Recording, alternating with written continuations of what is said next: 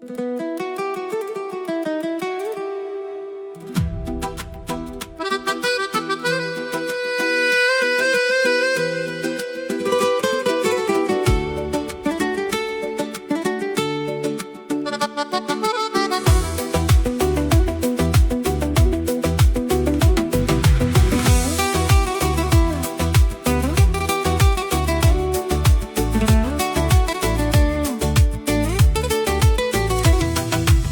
لبی دریا میانی کوهسار، یک گوشه دنیا مثل نوبهار.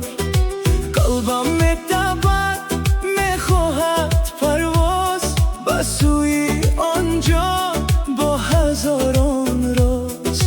در آنجا هوا تازه و مصفاست، سنگ تو دای ما این وطن ماست.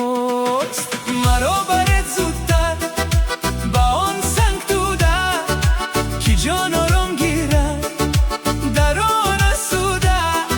مثلی بهشت است یک کنج تاجیکستان، راهی مرا گشاید به سوی آن بوستان. سنگ تو در ای جانی من، سنگ تو در ای مکانی من.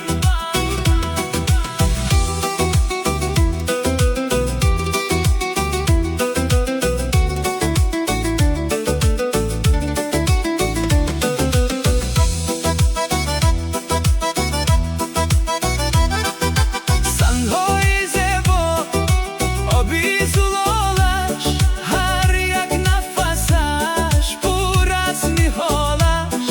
مردمی نکش مهمان نوازند، با مهر و وفا دنیا میسازند.